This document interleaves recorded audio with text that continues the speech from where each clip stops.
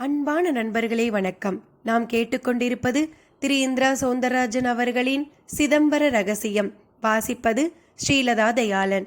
போன பகுதியின் தொடர்ச்சியாக சித்தர்களின் விருப்பப்படியே பெட்டியை தண்ணீருக்குள் விட்டாகிவிட்டது.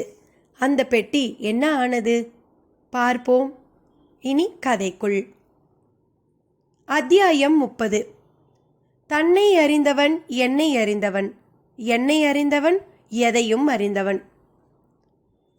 கந்தசாமி அந்த இருளில் தன்னை நோக்கி நடந்து வந்த மனிதரை வியர்ப்போடு பார்த்தான். இருளில் கருப்பாக தெரிந்தார், துல்லியமாக தெரியவில்லை. நிலவின் வெளிச்சத்தை மேகம் மறைத்துவிட்ட நிலையில் தன்னை போலவே துணிச்சலாக நடந்து வருவது யார் என்று டார்ச் லைட்டை அடித்து பார்த்தான். பார்த்த மாத்திரத்தில் விதிர்த்தான். பூனை விழிகளை ஒத்த மாறுபட்ட விழிகளோடு முகத்தில் புன்னகை ததும்ப தெரிந்தவர் பெட்டியை காவல் காத்த பதஞ்சலி சித்தர்தான். அவரை பார்த்த நொடி தடுமாறியவன், சாமி நீங்களா என்றான். அவர் மௌனமாக ஆமோதித்தார். பெட்டியை நீங்க எல்லாம் சொன்னபடி ஆத்துல விட்டுட்டோம் சாமி. பதிலுக்கு தெரியும் என்பது போல் பாவனை சித்தரிடம். சாமி நீங்கள் சொன்னபடி நாங்கள் நடந்துக்கிறோமா இல்லையான்னு பார்க்கத்தானே இப்போ வந்திருக்கீங்க என்று தனக்குள் தோன்றிய சந்தேகத்தை கேள்வியாக்கினான். ஆற்றோட்டத்தின் நடுவே நின்றபடி கேட்ட அவ்வேளையில் அவனது கால்களை மீன்கள் கடிக்க ஆரம்பித்து உடம்பில் கூச்சம் உருவானது. ஆனால் சித்தரிடம் எந்த உணர்வும் தெரியவில்லை. அவர் பதிலும் கூறவில்லை. மாறாக அவனை கடந்து நடக்கத் தொடங்கினார். சாமி போக போக ஆழமாயிருக்கும், இந்த நேரத்தில் எங்க போறீங்க என விடாமல் கேட்டான். திரும்பி பார்த்தவர் அப்படியே அவன் கண் எதிரில் மூழ்கினார். பின் எழுந்தார். அவனுக்கு ஒன்றும் புரியவில்லை. அந்த இருளில் மேகம் விலகியதில் ஓரளவு பார்க்க முடிந்த நிலையில் டார்ச் லைட்டை அடித்து பார்க்க முனைந்தான். அவர் முறைக்கவும் பதற்றப்பட்டான். அப்போது டார்ச் லைட் தண்ணீரில் விழுந்து மூழ்கி போனது. அவர் இரண்டாவதாக ஒரு முறை மூழ்கிவிட்டு எழுந்தார். அடுத்து மூன்றாவதாக மூழ்கியவர் எழுந்திருக்கவே இல்லை. கந்தசாமிக்கு படபடவென்று நெஞ்சம் அடித்து கொண்டது. பெட்டியும் மூழ்கிவிட்டிருக்கும் என்று எண்ணிக்கொண்டே திரும்பி நடந்தான். அவன் பார்க்க அந்த காவிரியில் எவ்வளவோ பேர் சுழலில் சிக்கி இறந்து போயுள்ளனர். ஆனால் புன்னகை முகத்தோடு ஒருவர் மூழ்கியதை முதல் தடவையாக பார்த்ததில் அவனுக்கு எதுவும் தோன்றவே இல்லை. ஆயுள் முடிய போகும் தருணத்தில் சித்த யோகிகள் கங்கையில் ஜலசமாதி புரிவார்கள். ஒரு சந்நியாசியின் உடம்பு எந்த நிலையிலும் நெருப்புக்கு இரையாக கூடாது. அதேபோல் மண்ணுக்கும் இரையாக கூடாது. மண்ணில் அந்த உடம்பில் புழுக்கள் உருவானால் வாழ்க்கை வேறு வடிவில் தொடர்வதாக பொருள். எனவே கண்ட துண்டமாக வெட்டி காக்கை கழுகுகளுக்கு இரையாக்குவதே சந்நியாச விதிப்பாடு.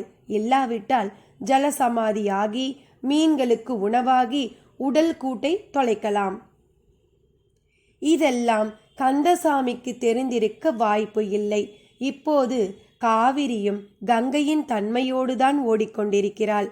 எனவே இதுவும் ஒரு தூய்மையான ஜலசமாதியே. கந்தசாமி கரையேறி சைக்கிள் அருகே வரவும் ஓடி வந்த நிலையில் மூச்செறிய நின்றான் ராஜேந்திரன். ஐயா நீங்களா? நானேதான். பெட்டி எங்க கந்தசாமி? ஆத்துல விட்டுட்டேன் ஐயா. விட்டுட்டியா? ஆமா ஐயா, அம்மா அப்படித்தானே செய்ய சொன்னாங்க. தெய்வானை அவசரப்பட்டுட்டா, நீயும் அவசரப்பட்டுட்ட. பெட்டி ரொம்ப தூரம் போயிடுச்சா? தண்ணி போகிற வேகத்தில் அது எங்கே இருக்குதோ யாருக்கு தெரியும். போச்சு, எல்லாம் போச்சு. அதோட மதிப்பு தெரியுமா உனக்கு? கோபமாக கத்தினான் ராஜேந்திரன். ஐயா என்னையா பேசுகிறீங்க? நான் உங்கள் கூட தானே எப்போவுமே இருக்கேன். எனக்கு தெரியாதுங்களா? தெரிஞ்சுமா இப்படி செய்த? அவ்வளவு விலை மதிப்பு மிக்க ரகசியங்கள். அதையெல்லாம் படித்து புத்தகமாக போட்டால் உலகமே திரும்பி பார்க்கும். நீங்களா இப்படி பேசுகிறீங்க? சாமிங்க சொன்னதை அப்போ நீங்கள் ஏற்றுக்கலையா? அவங்க சொன்னால் நமக்கு அறிவுன்னு ஒன்று இருக்குல்ல. அறிவா? அதனால் நீங்களோ நானோ எதைங்க சாதித்தோம்? அவங்க இல்லாட்டி பாப்பா தான் கிடைச்சிருப்பாளா, இல்லை அதோட உடம்பு தான் பூரணமாக குணமாகி இருக்குமா? எல்லாமே சித்து வேலை. உனக்கு படிப்பறிவு இல்லை, இப்படி தான் பேசுவ. நான் அப்படி இல்லை. போதும்யா, இங்கே நின்று எதையும் பேச வேணாம். உங்களுக்கு இன்னொரு விஷயத்தையும் சொல்லிக்கிறேன். பாம்பா இருந்து காவல் காத்த சித்தரும் இப்பதான் காவிரியில் இறங்கி போனாரு. என்ன உளர்ற? உளரலை, கண்ணால் பார்த்ததை சொல்கிறேன். நான் பெட்டியை போட்டுட்டு திரும்பினேன். அப்போ எதிரில் வந்தார். ஒரு வார்த்தை பேசலை. பெட்டியை போடுறாமா இல்லையாமான்னு பார்க்க வந்த மாதிரியே இருந்துச்சு. அதை கேட்கவும் செய்தேன். எதுவும் சொல்லாமல் என்னை கடந்து போனவர் 3 முழுக்கு போட்டார். அப்புறம் எழுந்திருக்கவே இல்லை. இதுதான் ஜலசமாதிங்கிறாங்களோ என்னவோ. கந்தசாமி சொன்ன விதமே மிக அமானுஷ்யமாக இருந்தது. அதற்கு மேல் ராஜேந்திரனால் எதையும் பேச முடியவில்லை. மௌனமாக கந்தசாமியோடு அடர்ந்த இருளில் அந்த தோப்புக்குள் நடக்கத் தொடங்கினான். காவிரி கரையின் மறுபக்கம் பெட்டியோடு ஒதுங்கியிருந்தார் குமாரசாமி சித்தர். அவரும் திருவேங்கடமும் தயாரித்திருந்த வாழை மரத்தெப்பம் பெட்டியை இறக்கிவிட்டு ஆற்றோடு ஓடத் தொடங்கியது. ஆற்றில் நினைந்து விட்டிருந்த நிலையில் திருவேங்கடத்தின் உடல் குளிரில் நடுங்கிட, குமாரசாமி சித்தர் பெட்டியை கரைமேல் வைத்தவராக அப்படியே அருகில் சம்மணமிட்டு உட்கார்ந்து விட்டார். அவர் செயல் திருவேங்கடத்திற்கு புரியவில்லை. சாமி, நாம எதிர்கரையில் ஒதுங்கி இருக்கணும். ஆனால் தப்பா இந்த பக்கம் வந்துட்டோம். தெப்பத்தை வேற போகட்டுன்னு விட்டுட்டோம். அடுத்து என்ன சாமி பண்ண போகிறோம்? தயங்கி தயங்கி பேசினான் திருவேங்கடம். கொஞ்ச நேரம் சும்மா இரு, விடியும் போது பார்த்துக்கலாம் என்றார் சித்தர். திடீர்னு தண்ணி அதிகமாக வந்தா இங்கே கூட இருக்க முடியாது. அதெல்லாம் அதிகமாக வராது, பேசாமல் இரு. விடிஞ்ச பிறகு பெட்டியோட ஊருக்குள்ளே போகிறது நல்லது இல்லை சாமி. எல்லாம் எனக்கு தெரியும். ஏடுகளை மூட்டை கட்டி எடுத்துக்கிட்டு பெட்டியை ஆற்றுல விட்டுட்டு போய்கிட்டே இருப்போம். அப்போ சரி சாமி, போதும். இனி எதுவும் பேசாமல் மல்லாக்கப்படு. நடுசாமம் கழியட்டும். ஏன் சாமி பேச வேண்டாங்கிறீங்க? இதுக்கு தானே கஷ்டப்பட்டோம். இதை கொண்டு அடுத்து என்ன செய்ய போகிறோம்னு இந்த நேரத்தில் திட்டம் போடலாமே. அப்படியெல்லாம் ஏதோ புத்தகம் படிக்கிற மாதிரி அவ்வளவு சுலபத்தில் படிச்சிட முடியாது. இதுக்கு பூஜை போடணும். இதை எழுதின சித்தர் சாமிங்க எல்லாம் இந்த காவேரியில தான் சமாதியாகி இருக்காங்க. அவங்க கிட்ட மன்னிப்பு கேட்கணும். ஓ, இதெல்லாம் வேற இருக்கா? இன்னும் நிறைய இருக்கு. நான் இப்போ தப்பு செய்த குற்றவாளி. ஆத்தோட விட வேண்டியதை எடுத்தது பெரிய தப்பு. அதுக்காக மண்டி போட்டு மன்னிப்பு கேட்க போகிறேன். அதனால் எதையும் பேசாதேன்னு சொன்னேன். சாமி, தப்பு செய்துட்டு தான் நீங்கள் சொல்கிறது எனக்கு ஆச்சரியமாக இருக்குது. நாம் இதை திருடலையே, ஆற்றுல வந்ததை தானே எடுத்தோம். இது திருட்டு இல்லை, ஆனால் கட்டுப்பாட்டை மீறின செயல். நீங்கள் என்ன அவங்களோட ஒன்றாவா இருந்தீங்க? வந்ததுலேருந்தே உங்கள் வழி தனி வழியாக தானே இருந்தது. போதும் திருவேங்கடம், இனி ஒரு வார்த்தை பேசக்கூடாது. நீ உப்பு புளி காரம்னு வகையாக தின்னு வாழுற ஆசையுள்ள மனிதன். உன்னோட நியாயங்களே வேற. நான் உடம்பால் மட்டும்தான் உன்னை போல. என் நியாயம் வேற. சொன்னால் உனக்கு புரியாது. சாமி, நான் விளங்கிக்க தான் கேள்வியாக கேட்குறேன். உங்களோட சண்டை போடுறது என் நோக்கம் இல்லை. அது என்னால் முடியவும் முடியாது. எனக்கு தேவை ரசவாத ரகசியம். அதை மட்டும் எப்பாடு பட்டாவது சொல்லி கொடுத்துடுங்க. உனக்கு உலோகம் பொன்னாகணும், எனக்கோ இந்த உடம்பே பொன்னாகணும். இது ஒரு பேராசை தான். இருந்தாலும் இதை அடையிறது தான் என் லட்சியம். கிட்டத்தட்ட அடைஞ்சிட்ட மாதிரி தான். இனி ஒவ்வொரு அடியையும் பார்த்து பார்த்து வைக்கணும். வாஸ்தவந்தான் சாமி. ஆமாம், நாம் தொலைவில் இருந்து பார்க்க ஒரு சாமி ஜலசமாதி ஆனாரே, அவர் இந்த பெட்டியை காவல் காத்த பதஞ்சலி சாமி தானே? ஆமாம். எப்படி சாமி இப்படி உசுரை கொடுக்க துணிவு வருது? பிறந்ததிலிருந்ததே இப்படியெல்லாம் நமக்கு துணிவு வருமா? நம்ம பிறந்ததே வாழ்கிறதுக்கு தானே. போது, நிறுத்திக்க. இனி பேசின நான் ஏடுகளோடு என் போக்கில் கிளம்பிடுவேன். குமாரசாமியின் அதட்டலுக்கு பணிந்து தற்காலிகமாக காவிரியின் கரையில் கைகளை இருக்க கட்டிக்கொண்டு நடுக்கத்தோடு மௌனமானான் திருவேங்கடம். வீட்டுக்குள் நுழைந்த ராஜேந்திரனுக்குள் மூச்சிறைப்பு. மகள் ஆஷா தூங்கிவிட்ட நிலையில் தெய்வானை விழித்திருந்தாள். கூடவே வந்த கந்தசாமியை பார்க்கவும் அவள் திரு திருவென விழித்தாள். என்னாச்சு கந்தசாமி? உங்கள் விருப்பப்படியே ஆற்றுல விட்டுட்டேம்மா. அப்பாடா, இப்போதான் எனக்கு நிம்மதி. ஆனால் ஐயாவுக்கு இதில் விருப்பம் இல்லைம்மா, ரொம்பவே வருத்தப்பட்டாரு. பட்டா படட்டும், நீ கிளம்பு, போய் தூங்கு. இந்த உதவிக்கு ரொம்ப நன்றி. ஐயா, எதுக்குமா பெரிய வார்த்தையெல்லாம்? இது என் கடமை கந்தசாமி. போய் தூங்கிட்டு காலையில் வா. அப்புறம் நாங்கள் நாளைக்கு சென்னை புறப்படுறதா இருக்கோம். இனி இங்கே எங்களுக்கு வேலை இல்லை. ஆனால் முன்ன மாதிரி இல்லாமல் மாதமோ இல்லை 3 மாதத்துக்கு ஒரு தடவையோ வருவோம். நீ ஏன் நிலத்தை பார்த்துக்கோ, இந்த வீட்டையும் பார்த்துக்கோ. இதை விற்கிறத பற்றி இப்போ நாங்கள் எந்த முடிவுக்கும் வரப்போகிறதில்ல. பின்னால் தேவை வரும்போது பார்த்துக்கலாம். கந்தசாமிக்கு சொல்வது போல கணவன் ராஜேந்திரனுக்கு தன் விருப்பங்களை சொன்னாள் அவள். கந்தசாமியும் மெல்ல திரும்பி நடந்தான். ராஜேந்திரன் மனைவி அருகில் வந்து வெறித்தவனாக, உன் பேச்சை நான் கேட்க போகிறதில்ல தெய்வான. பொழுது விடியவும் காவிரி கரையோரமாக போய் பெட்டியை தேட போகிறேன் என்றான். அதிர்ச்சியுடன் பார்த்தாள் தெய்வானை. ஆமாம், நான் அதை தேட போகிறேன். நிச்சயம் அது முக்கொம்பை தாண்டி இருக்காது. மரப்பெட்டிங்கிறதால மூழ்கினாலும் மிதக்கும். நான் விடமாட்டேன் என்றான் உறுதியான குரலில். வேண்டாங்க, பெரியவங்க எல்லாத்தையும் நல்லபடி செய்து விட்டுட்டு போயிருக்காங்க. அவங்க சொன்னபடி நடக்கிறது தான் நமக்கு நல்லது. ஏன் இப்படி புத்தி கெட்டு போய் பேசுறீங்க? நடந்ததை எல்லாம் கொஞ்சம் நினச்சி பாருங்க. ரொம்ப கரெக்ட். நடந்ததை நினைக்கிறதால தான் இந்த முடிவுக்கே வந்தேன். நமக்கு நடந்த மாதிரி யாருக்குமே நடந்திருக்காது. எல்லாமே அறிவுக்கு அப்பாற்பட்ட விஷயங்கள். இதை ஜஸ்ட் லைக் தட்டுன்னு கடக்க நான் தயாராக இல்லை. இதோட ரகசியங்களை தெரிஞ்சே தீரணும். எல்லாம் மேஜிக்கா இல்லை லாஜிக்கான்னு தெரிஞ்சுக்க வேணாமா? ராஜேந்திரன் கொஞ்சம் வெறிக்கொண்டவன் போலத்தான் பேசினான். அவள் நேராக சாமி படம் முன் போய் உருக்கமாய் பிரார்த்தனை செய்ய தொடங்கினாள். அந்த நள்ளிரவில் சுவரில் தொங்கியபடி இருந்த ராஜேந்திரனின் அப்பா படம் மட்டும் அசைந்தபடி இருந்தது. அதை அவர்கள் கவனிக்கவில்லை. அத்தியாயம் 31. எனது ஆட்டமே பிரபஞ்ச ஓட்டம், எனது எண்ணமே சப்தங்களின் கூட்டம்.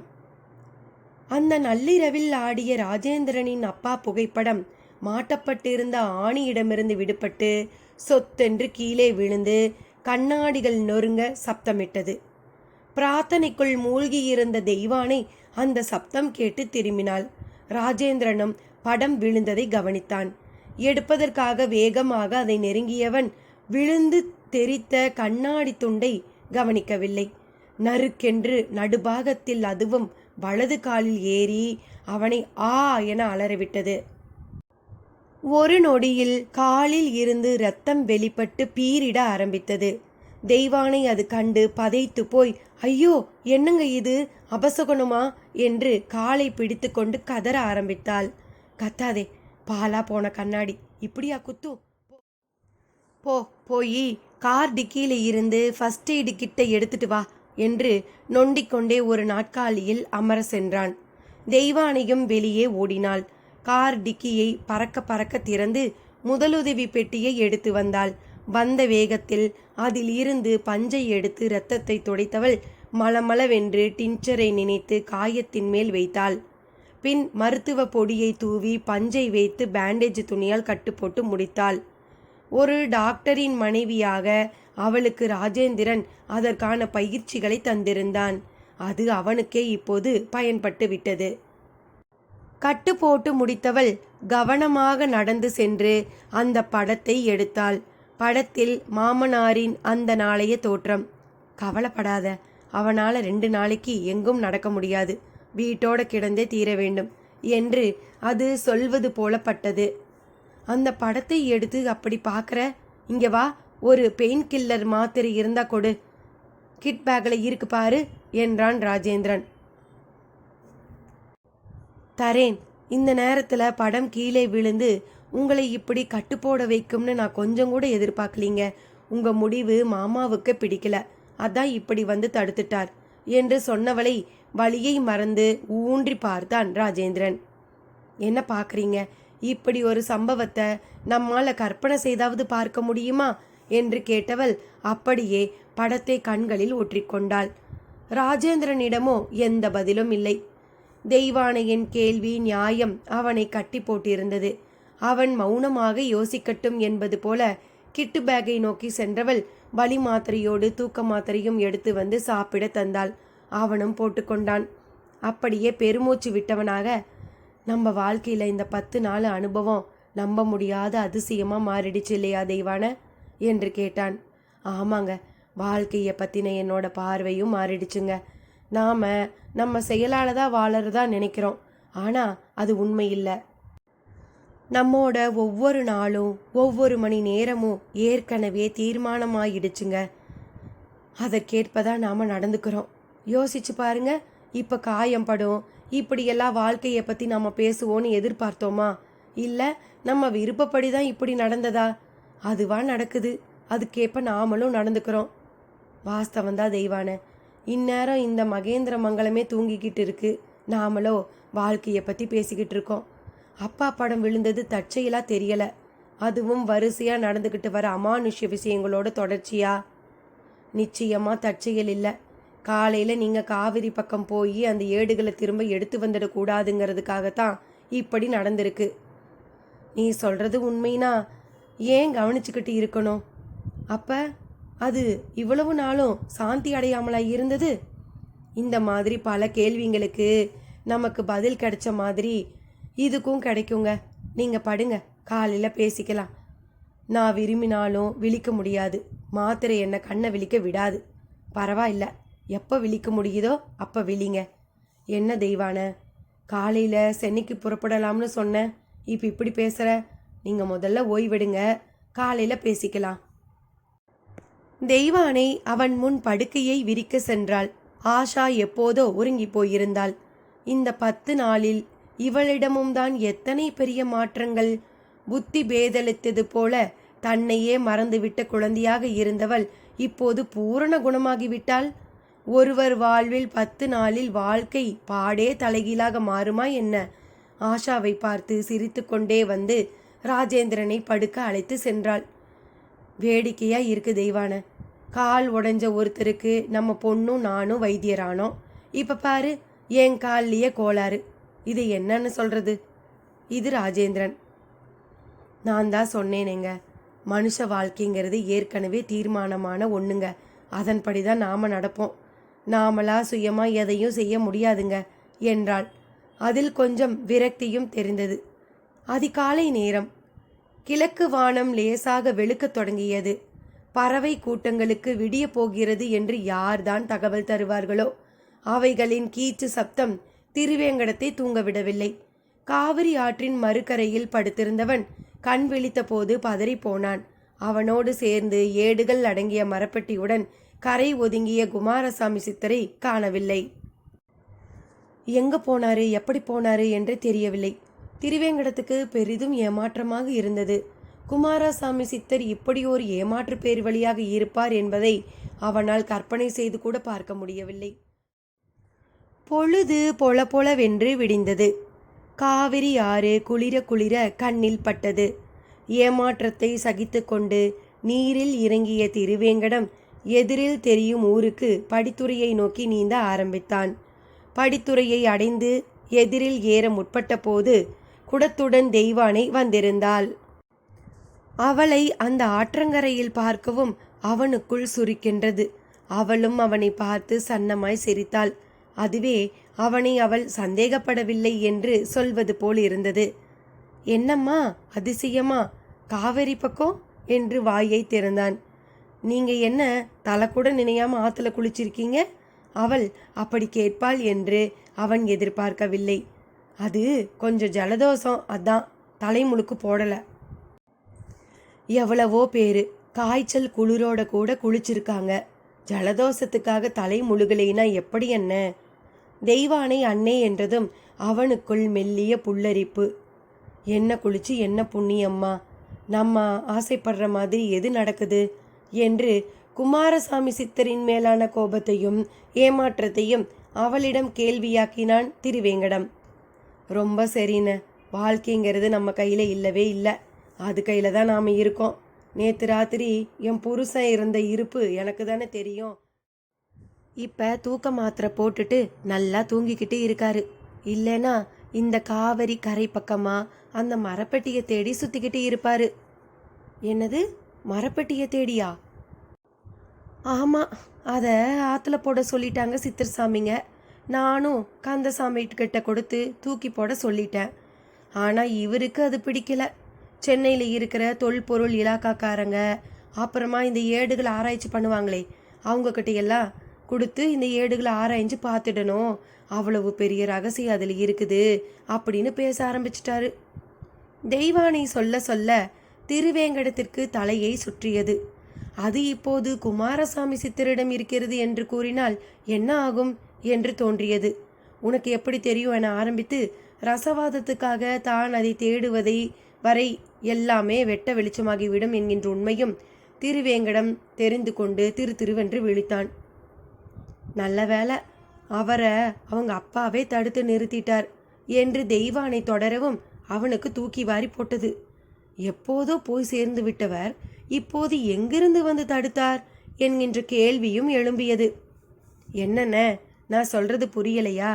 ராத்திரி அவங்க அப்பா படம் செவுத்துல இருந்து கலண்டு விழுந்து கண்ணாடி உடைஞ்சு அது அவர் காலில் ஏறி இப்ப படுத்த படுக்கை ஆயிட்டாரு. அதைத்தான் அப்பா தடுத்துட்டாருன்னு சொன்னேன் என்று அவள் விளக்கம் தரவும் சற்று அப்பாடா என்றிருந்தது. என்ன இருந்தாலும் இத்தனை வருஷம் அந்த 5 தலை நாகம் படம் விரித்து பாதுகாத்த ஏடுகளை பொசுக்குன்னு தூக்கி ஆற்றுல போட சொன்னது எனக்கு சரியா படலைங்கம்மா என்றான். அதான் பயன்பட வேண்டியவங்களுக்கு பயன்பட வேண்டிய அளவு பயன்பட்டு முடிச்சிடுச்சே. என்னம்மா, இனியும் அது பயன்பட்ட என்ன தப்பு? அதில் என்ன அளவு? அளவெல்லாம் இல்லை, காலம் மாறிடுச்சு. அதில் குறிப்பிட்டு இருக்கிற பல மூலிகைகள் இப்போ எங்கேயும் இல்லை. அதனால் அது இருந்தாலும் புண்ணியம் இல்லைங்கிறது தானே சித்தருங்க சொன்னது. போகட்டும், இப்படியெல்லாம் பல விஷயங்கள் இருக்குதுன்னு வருங்காலத்தில் சொல்கிறதுக்கு அது இருக்கலாமே. நாம் ஒரு புத்தகம் வாங்கி படித்த உடனே கிழிச்சா போட்டுடுறோம், பத்திரமா ஷெல்ஃபில் வைக்கிறோமே. புத்தகமும் இதுவும் ஒன்றானே. ஒரு உதாரணத்துக்கு சொன்னேன். இது சித்தர் சாமிங்களுக்கு தெரியாதா? அவங்களத்தான் புரிஞ்சுக்கவே முடியலையே. நான் கூட ஒருத்தரை நம்பி ரொம்ப ஏமாந்துட்டேம்மா. அப்படியா? யார் அது? அது உனக்கு தெரிய வேணாமா. 10 நாளாக நான் பெரிய பெரிய கனவாக கண்டு வச்சுருந்தேன். இப்போ எல்லாம் ஒன்றும் இல்லாமல் போச்சு. இந்த 10 நாளும் எங்களாலையும் மறக்க முடியாது. வீட்டை விற்றுட்டு பணத்தோட பட்டணம் போவோம்னு தான் நினச்சோம். ஆனால் எல்லாமே மாறிப்போச்சு.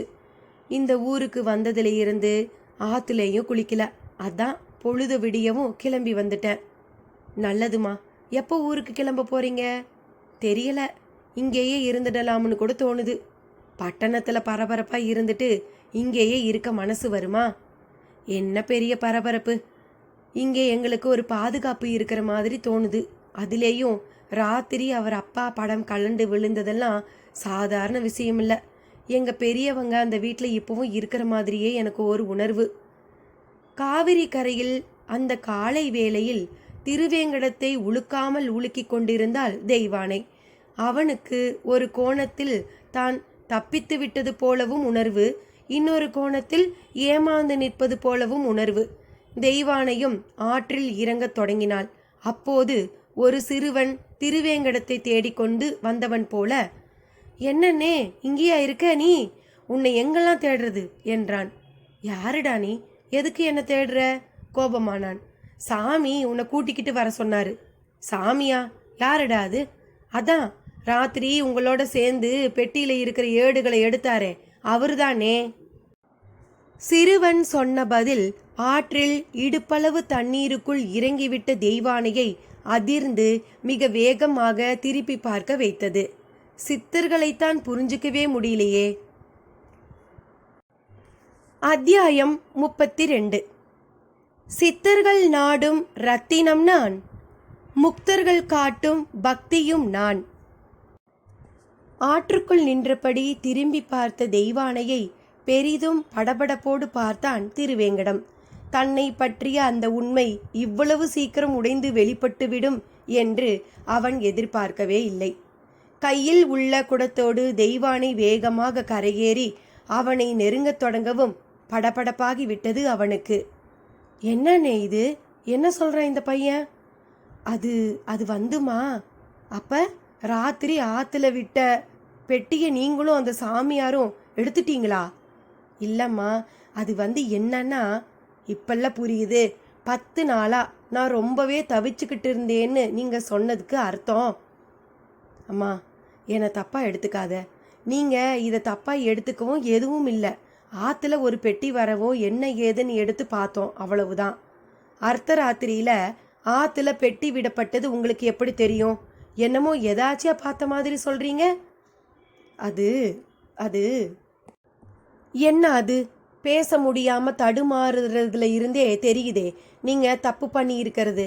இப்ப அது அந்த சாமியார்கிட்ட தான் இருக்குதா? ஆமாம்மா, ராத்திரி 2 பேரும் சேர்ந்து தான் எடுத்தோம். எதிர்கரையில போய் தங்கிட்டோம். நான் அப்படியே அசந்துட்டேன். கண்ணு முழிச்சு பார்த்தா அவரை காணோம். அவரு என்னை ஏமாத்திட்டு ஏடுகளோடு ஓடிட்டாருன்னு நினைச்சேன். இப்படி என்னை கூப்பிடுவார்னு தானே நானே எதிர்பார்க்கவே இல்லை. திருவேங்கடம் நடந்ததை சொல்லி முடித்தான். தெய்வானிக்குள் தீவிரமான சிந்தனை ஓட்டம். ராத்திரியெல்லாம் தூக்கமே வரல. இதே காவிரி ஆத்துக்கு வந்து குளிக்கணும்னு ஒரு எண்ணம். இந்த ஊருக்கு வந்ததுல இருந்து வராம இருந்த இந்த எண்ணம் இன்னைக்கு மட்டும் எதனால வந்ததுன்னு இப்பதான் புரியுது. நான் இப்ப இங்க வரலேனா உங்களை பார்த்துருக்க முடியாது. இந்த விஷயமும் தெரியாமலேயே போயிருக்கோம். எனக்கு தெரியணும்னு விதி இருக்கு, அதான் வந்திருக்கேன். சரிம்மா, இப்ப என்ன பண்ண போற? என்ன பண்ணவா? புறப்படுங்க. உங்களோடு வந்து நானும் அந்த சாமியாரை பார்க்குறேன். எல்லா சாமிகளும் ஆற்றுல போட்டுடுன்னு சொன்னப்ப இவர் மட்டும் அதை எதுக்கு எடுத்தார்னு எனக்கு தெரியணும். அதுக்குள்ள நிறைய குறிப்புகள் இருக்குதுமா. எல்லாமே ரொம்ப மதிப்பானவை. அவ்வளவோ ரகசியங்கள். இது எனக்கு தெரியாதா? இதையே தான் என் வீட்டுக்காரரும் சொன்னாரு. இல்லை, அப்படிப்பட்ட ரகசியங்களை ஆத்தோட போகட்டும்னு விட முடியாது. விட்டா நாம முட்டாளுங்க இல்லையா? அப்ப இது ஆத்தோட போகட்டும்னு சொன்ன சித்திரசாமிங்க எல்லாம் முட்டாளுங்களா? அவங்க முட்டாளுங்க இல்லை, சுயநலவாதிங்க. என்ன உளர்றீங்க? உளரலமா? நீயே யோசிச்சு பாரு. சில ரகசியங்கள் ரகசியமாக இருக்கிறது தான் நல்லதுன்னு சொல்கிறது எதனால் தெரியுமா? அப்போ தான் இவங்க மஞ்சு குளிக்க முடியும். எல்லோருக்கும் எல்லாமும் தெரிஞ்சிட்டா அது ரகசியமாகவே இருக்காதே. இப்படி சொல்ல உங்களுக்கு தயக்கமாக இல்லை? அந்த சித்தர்சாமிங்க ஒன்றும் உங்களை போல சாமானியப்பட்ட மனுஷங்க இல்லை. அவங்க தங்களுக்காக வாழறவங்களும் இல்லை. சரிதாம்மா, நாம் இப்படி பேசிட்டே போனால் பேசிட்டே இருக்க வேண்டியது தான். நான் இப்போ என்ன பண்ணலாங்கிறேன்? பெரியவங்க சொன்னபடி அதை ஆத்தோட விட்டுடணும், அதான் சரி. நீங்கள் தான் விட்டுட்டீங்களே, அப்புறம் எதுக்கு பேச்சு? அதை திரும்ப எடுத்துட்டீங்களே, அது இனி எங்க பாடு. எப்போ ஆற்றுல தூக்கி போட்டுட்டியோ அப்போவே உன் கடமை முடிஞ்சிடுச்சு. ஆற்றுல அடிச்சுக்கிட்டு போனதைத்தான் நாங்கள் எடுத்தோம். பூமிக்கு அடியில் இருக்கிற புதையலைத்தான் யார் வச்சிருந்தாலும் தப்பு. அது அரசாங்கத்துக்கு சொந்தம். இது தண்ணியில் மிதந்து வந்த சமாச்சாரம். இதை நாங்கள் எடுத்ததில் எந்த தப்பும் இருக்கிறத எனக்கு தெரியலை. இதுக்கு மேலேயும் இந்த விஷயத்தை பற்றி நான் பேச விரும்பலை.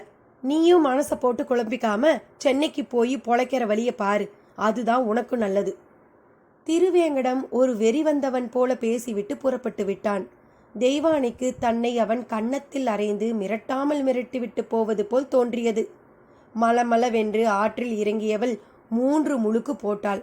அப்படியே ஈரம் சொட்ட எழுந்து நின்றவள், இந்த நீராடல் எனக்கு தரவேண்டிய புண்ணியத்தையும் அருளையும் தரட்டும் என்று மனதுக்குள் வேண்டிக்கொண்டு விறுவிறுவென்று நடக்க ஆரம்பித்தாள். தென்னந்தோப்பு, உள்ளே குடிசை.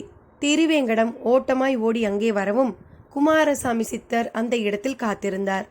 சாமி, என்ன சாமி இப்படி என்னை விட்டுட்டு வந்துட்டீங்களே என்று ஆரம்பித்தான் திருவேங்கடம்.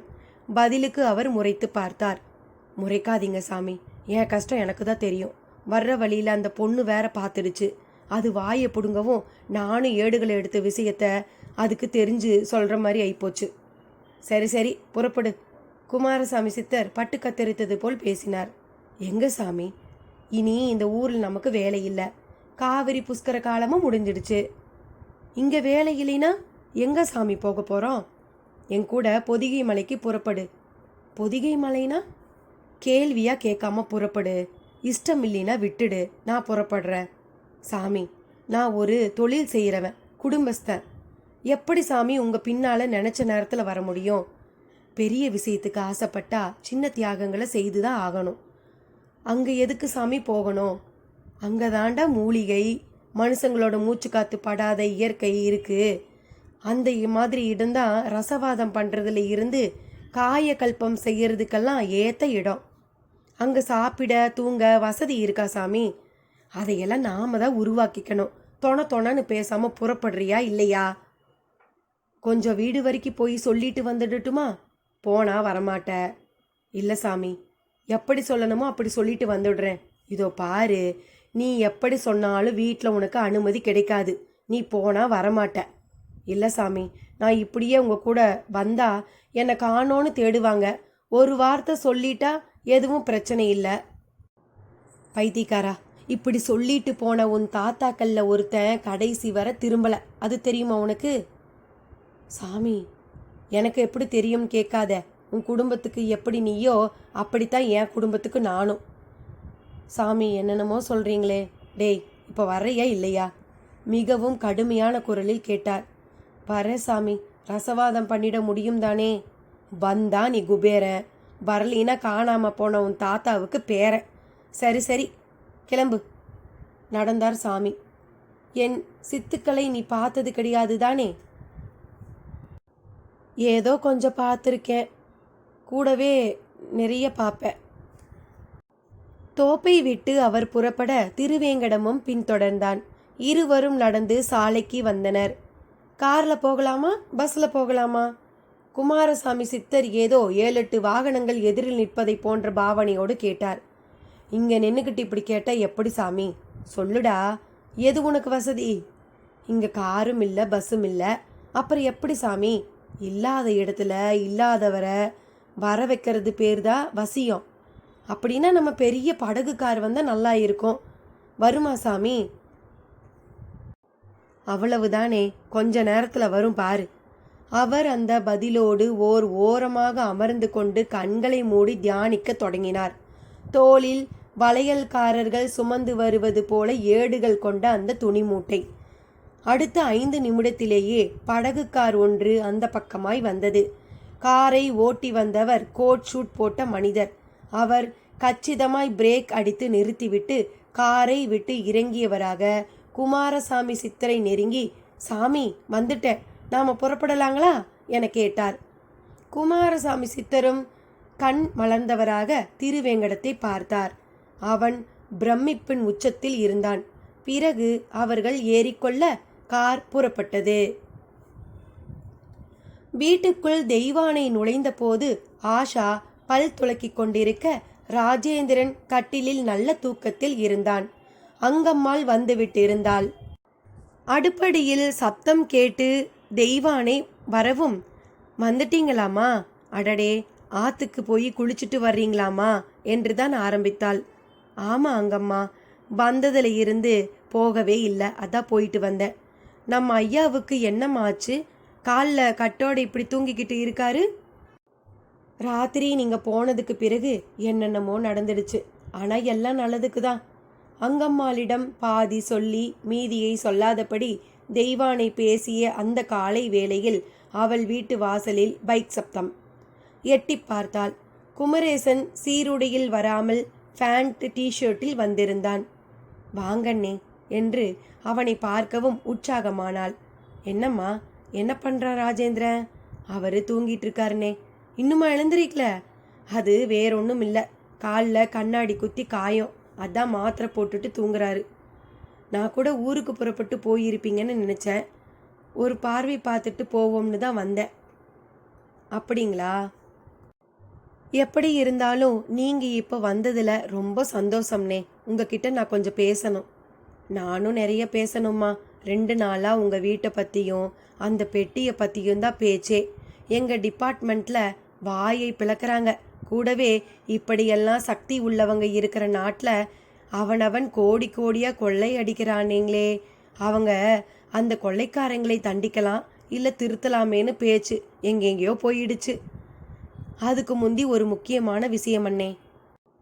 என்னம்மா? திருவேங்கடமோ குமாரசாமி சித்தரும் ஏடுகளை எடுத்து விட்ட சம்பவத்தை சொல்லத் தொடங்கினாள் தெய்வானை. அத்தியாயம் 33.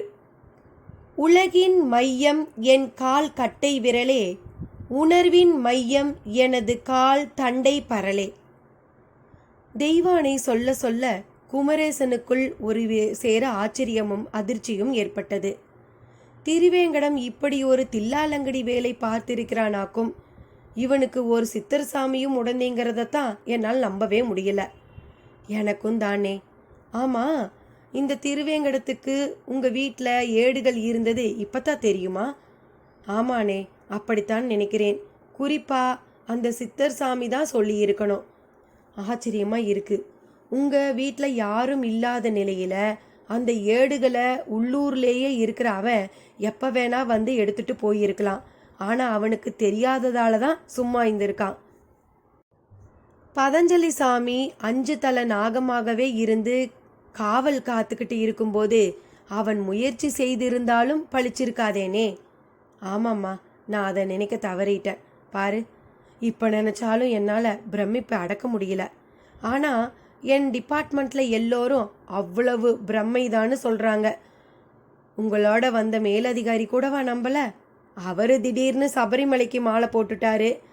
முன்ன பேசிக்கிட்டே இருப்பார், இப்போ அப்படியே தலைகீழாக மாறிட்டாரு.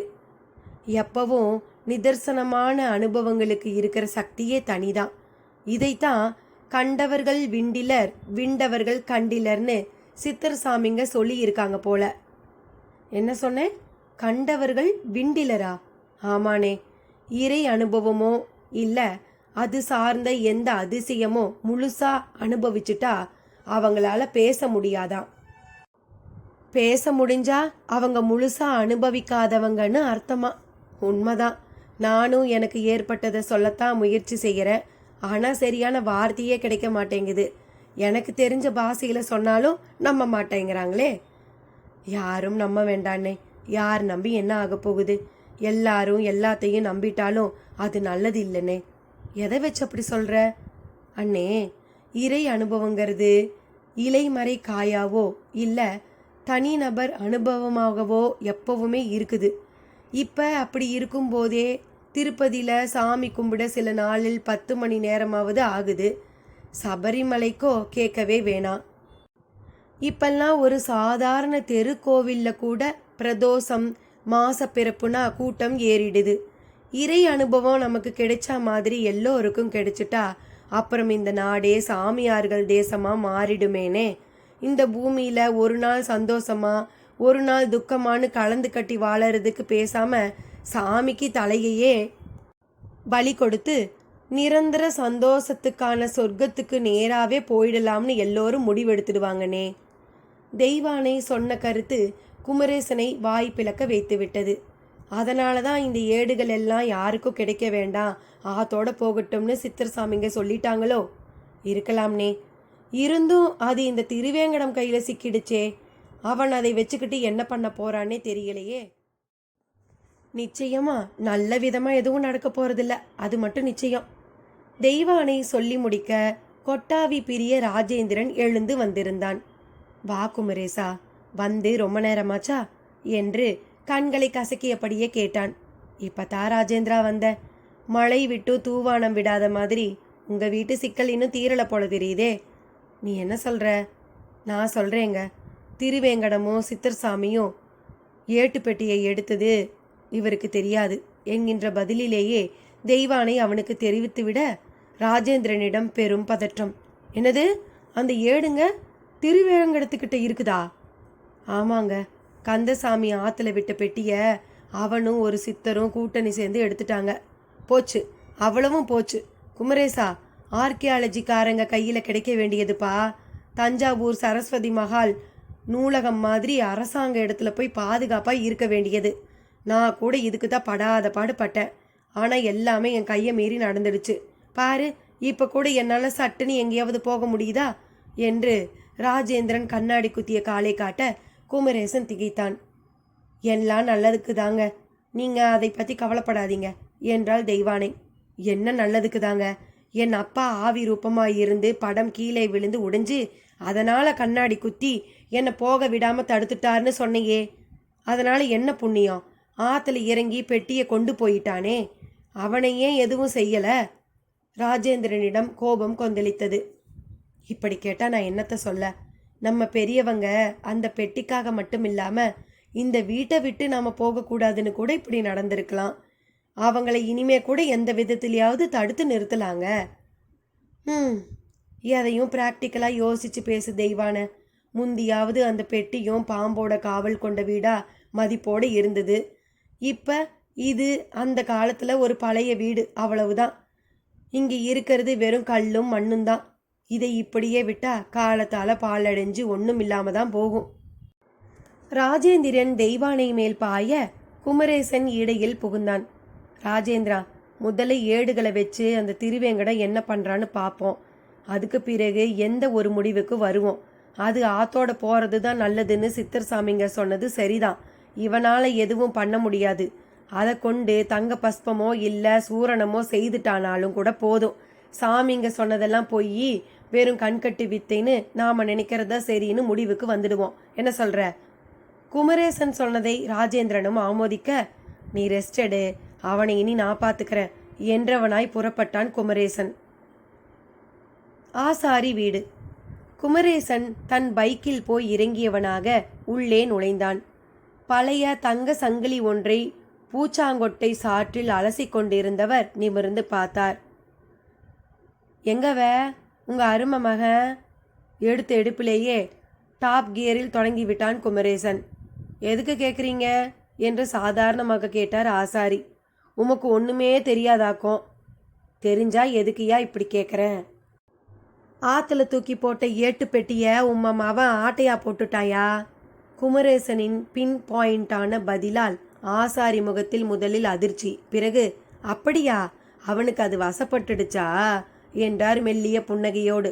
என்னையா நீங்க ஒன்றும் தெரியாத மாதிரி எதிர்கேள்வி கேட்குறீங்க? தெரியாது தம்பி, தெரியாது தான். ஏடுங்க வேணும், அது கிடைச்சா நல்லதுன்னு ஆசைப்பட்டது தெரியும். ஆனால் அதை எடுத்தது சத்தியமாக எனக்கு தெரியாது. இதை நான் நம்பணுமாக்கும். சரி, நம்பாம போ, எனக்கு என்ன வந்துச்சு? தப்புதாயா, பெரிய தப்பு. என்ன தப்பு? பெட்டியை களவாண்டா அது தப்பு. ஆற்றுல தூக்கி போட்டதை எடுத்த என்ன தப்பு? வேண்டாம்னு தானே தூக்கி போட்டீங்க. ஆசாரி பேச்சில் மடக்கிவிட்ட நிலையில் மிக சகஜமாக திரும்பவும் சங்கிலியை அலச ஆரம்பித்தார். குமரேசனுக்கும் அவரிடம் அடுத்து என்ன பேசுவது என்று தெரியவில்லை. உள்ளபடியே திருவேங்கடம் செய்ததில் உண்மையில் எந்த தவறும் இல்லை. அவனை குற்றம் சொல்ல முனைவது கூட நமது பலவீனத்தை பட்டவர்த்தனமாக காட்டுவது போல் ஆகிவிடும் என்பதனை உணர்ந்தவர், ஆசாரி, நான் போலீஸ்காரனா இப்போ இங்கே வரல. உம்ம மகன் திருடிட்டான்னு குத்தம் சொல்லலை. ஒட்டுமொத்த சித்தர் சாமிங்க எல்லாம் ஒன்றா சேர்ந்து அதை தூக்கி போடுன்னு சொல்லியும் கேட்காம அதை எடுத்துட்டு போயிட்டானே, அதைத்தான் தப்புன்னேன். அவனுக்கு ஏதாவது ஆகிட்டா என்ன பண்ணுறதுன்னு தான் யோசிக்கிறேன். அதெல்லாம் எதுவும் ஆவாதியா. அவன் என்ன தன்னிச்சையாவன் இதையெல்லாம் செய்தான்? கூடவே ஒரு சாமி இருக்காருல்ல. அவர் அறகுறையா. எல்லா சித்திய சன்னியாசிகளுக்கும் ஒரு வழினா இவருக்கு மட்டும் தனி வழியாக்கும். தனி வழியில் போகிறவங்க தான் தம்பி சாதிப்பாங்க. நீ அனாவசியமாக கவலைப்படாத. ஆமாம், இதையெல்லாம் சொல்லத்தான் அவசரமாக வந்தியா? அது மட்டுமல்ல, வயசில் மூத்த உங்ககிட்ட சில விஷயங்களை கேட்டு தெரிஞ்சுக்கவும் வந்திருக்கேன். குமரேசன் சொன்னதோடு அருகில் மரப்பெஞ்சில் அமர்ந்தவனாக பக்கத்தில் கிடந்த விசிறியை எடுத்து விசிறிக்கொள்ள தொடங்கினான். அவனை ஏறிட்ட ராமையா ஆசாரி மௌனமாக கேளு என்பது போல் பார்த்தார்.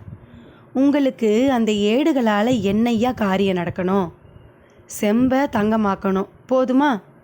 அவர் பதில் குமரேசனை குடைக்கம்பியால் குத்தினது போல் ஆக்கிற்று. ஐயா, அது சாத்தியமா? சாத்தியப்படுத்தி இருக்காங்களே. அப்படின்னா இந்தியா வல்லரசாயிடுமே. உலகத்தோட பொதுப்பணமே தங்கம் தானேயா? இதை இல்லைங்களையேனா? அந்த ஏடுகளில் வேற என்னெல்லாம் இருக்கு? நான் பார்க்கலையே, எனக்கு எப்படி தெரியும்? சரி, தெரியாமத்தான் கேட்குறேன். இந்த ஊர்லேயே இருக்கிற உங்களுக்கு அந்த வீட்டில் ஏடுகளோட பெட்டி இருக்கிறது தெரியாதாயா? கூடவே 5 தலை நாகப்பாம்பு இருந்து காவல் காத்துக்கிட்டு இருக்கும்போது தெரிஞ்சு என்ன புண்ணியம்? இப்போ அந்த பாம்பு ஏன் எதுவும் செய்யலை? ஆற்றுல போட சொல்லிட்ட பின்னால் அவங்க வரையில் அது குப்பை. அதுக்கு எதுக்கு பாம்போட காவல்? அதான் விலகி போயிருக்கும். இந்த பாம்போட காவலுங்கிறதே நம்ப முடியாத விஷயமாக தான் இருக்குது. வெளியே சொன்னால் யாரும் நம்ப மாட்டேங்கிறாங்க. எப்படி நம்புவாங்க? இப்போ தான் எல்லாத்தையும் ஃபோட்டோ பிடிச்சி உடனேயே வாட்ஸ்அப் போட்டுடுறாங்களே. முன்ன கடைக்கு போய் ஃபிலிம் வாங்கி அதை கொண்டு படம் எடுத்து அப்புறம் கழுவி கொடுத்து படமாக வாங்கி பார்த்தா தான் தெரியும். இப்போ எடுக்கும்போதே பார்த்துட்டு தானே எடுக்கிறோம். இம்புட்டு வசதி வந்துட்ட காலத்தில் பாம்பு காவல் காக்குது, ஏட்டில் உலகமாக ரகசியம் இருக்குதுன்னா எவன் தம்பி நம்புவான்? நீங்கள் கேலி பண்ணுறீங்களா இல்லை வருத்தப்படுறீங்களா? நீ எப்படி வேணா எடுத்துக்கோ. ஐயா, நான் திரும்பவும் சொல்கிறேன், ஒரு போலீஸ்காரனா நான் இங்கே வரலை, இந்த ஊர்க்காரனா வந்திருக்கேன். எவ்வளவோ ஊர் இருக்க, நம்ம ஊரில் மட்டும் எதுக்கு இப்படி அதிசயம் நடந்துச்சு? அவ்வளவு அதிசயமும் ஏன் ரகசியமாகவே இருக்குது. நான் உங்களை மதித்து இதை புரிஞ்சுக்கிறதுக்காக வந்திருக்கேயா. தயவு செய்து சொல்லுங்க, ஏட்டிக்கு போட்டியாக பதில் சொல்லாதீங்க. குமரேசன் கெஞ்சாத குறை. சிரித்தார் ராமையா ஆசாரி. அவர் மனைவி ஒரு டம்ளர் மோரோடு வந்து நின்றாள்.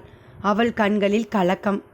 குடியா சொல்கிறேன் என்ற ஆசாரி மெல்லிய குரலில், சிதம்பர ரகசியம்னா என்னன்னு தெரியுமா என்றார். அத்தியாயம் 34. பஞ்சபூதங்களும் நானே, 6ஆம் அறிவும் 7ஆம் சப்தமும் 8ஆம் தவமும் 8டும் நவமும் நானே நானே. சிதம்பர ரகசியம் என்றால் என்னவென்று தெரியுமா என்று கேட்ட ஆசாரியை அதிர்வோடு பார்த்தான் குமரேசன். என்ன அப்படி பார்க்குற? இல்லை, நான் ஒன்று கேட்டால் நீங்கள் ஒன்று சொல்கிறீங்களேயா? சொல்லலை, சிதம்பரம் ரகசியம் தெரியுமான்னு கேட்டேன். இப்போ எதுக்குயா இந்த கேள்வி? இந்த ஊரை பற்றி தெரிஞ்சுக்கணும், அதிசயமெல்லாம் இருக்கே, இங்கே மட்டும் ஏன்னு கேட்குறியே, அது தெரியணும்னா நான் கேட்குற கேள்விக்கும் பதில் தெரியணும்ல? ஆமாம், அதுக்கு நான் எனக்கு தெரிஞ்ச பதிலை சொல்லணும்னா உனக்கு முதல்ல சிதம்பர ரகசியம் பற்றி தெரியணும். எங்கள் போலீஸ் டிபார்ட்மெண்ட்டில் கண்டுபிடிக்கவே ஒரு மர்மமான விஷயத்தை பற்றி பேசும்போது பெரிய சிதம்பர ரகசியமாக இருக்குதேன்னு அழுத்துக்குவோம். அவ்வளவுதான் எனக்கு தெரியும். ஆக கூடி உங்கள் டிபார்ட்மெண்ட்டாலேயே கண்டுபிடிக்க முடியாத ஒரு சமாசாரம்தான் சிதம்பர ரகசியம், அப்படித்தானே? அப்படியும் சொல்லலாம். ஆனால் நிஜத்தில் சிதம்பர ரகசியம்னா என்னன்னு எனக்கு தெரியாதியா. எனக்கும் தெரியாமல் தான் இருந்தது. ஆனால் இந்த புஷ்கரத்தில் குளிக்க ஆற்றுக்கு போனப்ப ஒரு சித்தர் சாமியை பார்த்தேன். அவர்கிட்ட பேசும்போது என் வயசை கேட்டார். 60 கடந்துட்டேன்னு. பேசாமல் தீட்சை வாங்கிக்கோனாரு. என் பொண்டாட்டிக்கிட்ட கேட்டுட்டு வந்து சொல்கிறேன்னு கிளம்பி வந்துட்டேன். தீட்சைனா என்னையா? ஒரு குருநாதர் நம்ம மனசு எப்படிப்பட்டதாக இருந்தாலும் அதை பொருட்படுத்தாமல் ஒரு மந்திரத்தை நம்ம காதில் நமக்காக ஓதி ஆசீர்வாதம் பண்ணுறதுக்கு பேரு தான் தீட்சை. அந்த மந்திரத்தை நாம் என்ன செய்யணும்? மந்திரம்னா முதல்ல என்னன்னு தெரிஞ்சுக்கோ. மந்திரகாளின்னு நீ கதையில் படித்த மாதிரியோ இல்லை சினிமாவில் பார்த்த மாதிரியோ எல்லாம் கிடையாது. இது மனசுங்கிறது ஒரு சப்தம். அது 3 விதம். 1 பேச்சு, இன்னொன்று இசைங்கிற பாட்டு, 3வது பாஷையில் அடங்காத வெடி சப்தம் மாதிரியான சப்தங்கள். நான் சொல்கிறது புரியுதா? புரியுதுங்கய்யா. நாம் நிம்மதியே இல்லைன்னு எப்போ சொல்லுவோம்னா நம்ம எண்ணங்களில் குழப்பம் கவலை இருக்கும்போது சொல்லுவோம், சரிதானே? ஆமாய்யா, சரிதான். நம்ம மனசு லேசாக உற்சாகமாக இருக்கும்போது சந்தோஷமாக இருக்கிறதா சொல்வோம், சரிதானே? ஆமாய்யா.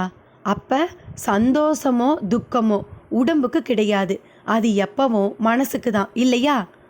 ஆமாய்யா. உடம்புக்கே ஒரு நோய்னாலும் வருத்தப்படுறது மனசு தானே.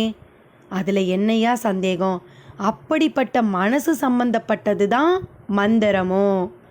எப்படியா? மந்திரங்கிறது என்ன? அது ஒரு சப்தம் தானே. ஆமாம், அந்த மந்திர சப்தங்கிறது நம்ம மனசில் மண்டி கிடக்கிற கவலை, வருத்தம், ஏமாற்றங்கிற சப்தத்தை எல்லாம் சந்தோஷம், நிம்மதிங்கிற சப்தமாக மாற்றிடும். அதுக்கு அப்படி ஒரு சக்தி. ஆச்சரியமாக இருக்கே. முதல்ல அப்படித்தான் இருக்கும், அப்புறம் போக போக ஆச்சரியம் நீர்த்து போய் சாதாரணமாயிடும். காட்டில் எவ்வளவோ யானைங்க ஊருக்குள்ளே வந்து அதுங்க அட்டகாசம் பண்ணும்போது நாம் அதை துரத்த கும்கி யானைன்னு ஒன்று அனுப்புகிறோம், அதை கொண்டு துரத்துகிறோம், இல்லையா? அந்த மாதிரி தான் இதுவும். சரியா? அந்த சித்தர் அப்படி ஒரு மந்திரத்தை உங்களுக்கு உபதேசம் பண்ணினாரா? நீங்கள் தீட்சை வாங்கினீங்களா? உங்கள் வீட்டம்மா என்ன சொன்னாங்க? அதெல்லாம் அபூர்வமான விஷயங்கள், நாம் தேடினாலும் கிடைக்காது. தானாக வரும்போது அதை விடுவேனா? இருந்தாலும் பொண்டாட்டியை கேட்காம எதுவும் செய்யறதில்ல. இவகிட்டேயும் வந்து கேட்டேன், தாராளமாக வாங்கிக்கங்க, போகிற வழிக்கு புண்ணியம்னா நீங்கள் எதை வேணா செய்துக்கோங்கன்னுட்டா. ஆசாரி அந்த பதிலோடு மோர் கொடுத்து விட்டு நின்றபடி இருந்த மனைவியை ஒரு பார்வை பார்த்தார். வளவலன்னு நேரத்தை கடத்தாமல் இந்த தம்பி கேட்ட கேள்விக்கு பதிலை சொல்லுங்க என்றால் ஆசாரி மனைவி. சொல்ல வேண்டியதை சொன்னாத்தானே புரியும். இந்த ஊருக்கு மட்டும் அப்படி என்ன சிறப்புன்னு கேட்ட கேள்விக்கும் சிதம்பர ரகசியத்துக்கும் என்ன சம்பந்தம்? முதல்ல அதை சொல்லுங்க. சொல்கிறேன். அந்த சித்தர் சாமி சொன்னதை அப்படியே சொல்கிறேன். நாம் படிக்கிற ஒவ்வொரு புத்தகமுமே சிதம்பர ரகசியம்தான்னு சொன்னார். எனக்கு ஒன்றும் புரியலை. அப்பால அவரே விளக்கமும் கொடுத்தாரு. ஒரு புத்தகம் இருக்குது, அதை வாசிக்கவும் அது அப்படியே நம்ம மனசுக்குள்ளே ஏறிடுது. அதே நேரம் புத்தகம் அப்படியே தானே இருக்குது. அந்த புத்தகத்தில் நம்ம வாசித்த விஷயங்கள் நமக்குள்ளே வந்துட்டதால புத்தகத்தில் அது குறைஞ்சு போயிடுறதில்ல, அப்படியே தான் இருக்க இல்லையா? ஆமாம். இது என்ன பெரிய விஷயம்? இதுதான் பெரிய விஷயம். ஆனால் நாம் அதை பெரிய விஷயமாக எடுத்துக்காம சாதாரணமாக நினைக்கிறோம். அங்கே தான் சிதம்பர ரகசியமும் இருக்குது. என்னங்க சொல்கிறீங்க? ஆசாரி தன் மனைவிக்கும் குமரேசனுக்கும் சிதம்பர ரகசியம் பற்றி சொல்லத் தொடங்கினார். அது என்ன ரகசியம் என்பதனையும், ஏடுகளை எடுத்த சித்தர் மற்றும் திருவேங்கடத்திற்கு என்ன நேர்ந்தது என்பதனையும், முடிவு என்ன ஆனது என்பதனையும் அடுத்த முடிவு பகுதியில் பார்ப்போம். நன்றி நண்பர்களே.